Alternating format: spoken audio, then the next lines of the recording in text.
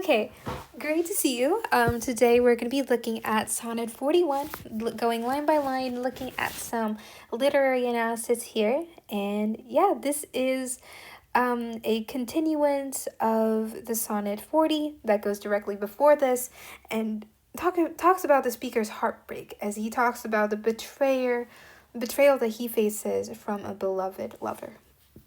Those pretty wrongs that liberty commits, when I am sometime absent from thy heart, thy beauty and thy years full well befits. For still temptations follows where thou art. Gentle thou art, and therefore to be won. Beauteous thou art, therefore to be assailed. And when a woman woos, what woman's son will sourly leave her till he has failed?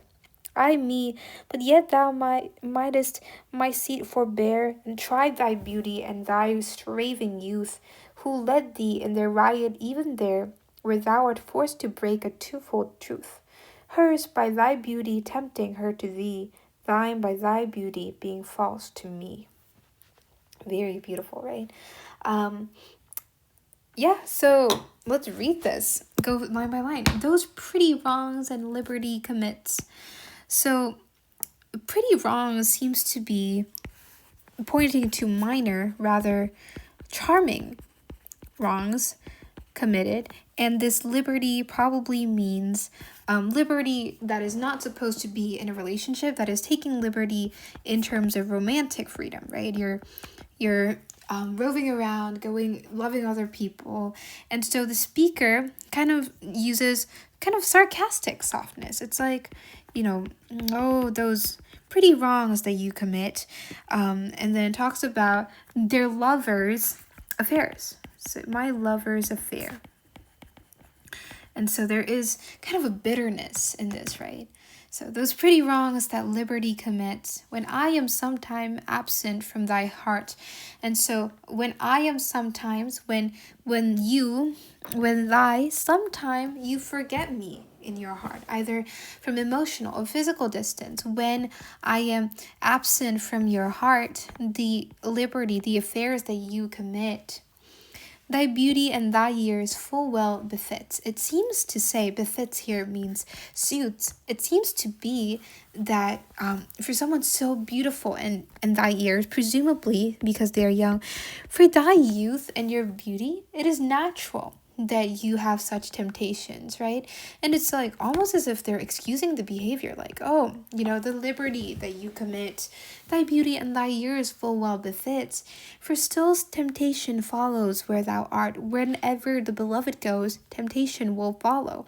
And so his attractiveness will make him a target of all the temptation around them, possibly other lovers coming to compete. And so for still temptation follows where thou art. Gentle thou art, and therefore to be on. You are gentle, you are kind, you are noble, and this makes you the center of the affection of other people, and so it draws people to you. And that's one of the reasons why you may be assailed with so much temptation. Beauteous thou art, you're beautiful.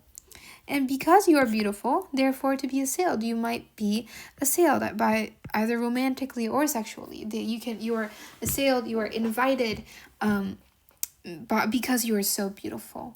And when a woman woos, what woman's son? When a woman tries to win you over, what woman's son? That is to say, what man will sourly leave her till he have prevailed? Will sourly, and this probably means harshly here, will harshly leave her till he have prevailed, until he has succeeded. And so, and when a woman woos, what woman's son will sourly leave her till he have prevailed? And so, what woman would reject a man? What man would reject a woman who's trying to woo him when he won't reject her, but wow, the pronouns are very confusing here. He to her, saying, if a woman woos a man, what man will not woo her back? What man will not try to win her back until he has prevailed?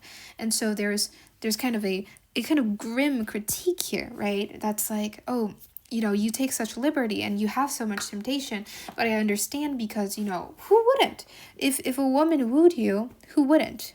And so I me, but yet thou mightest my seat forbear.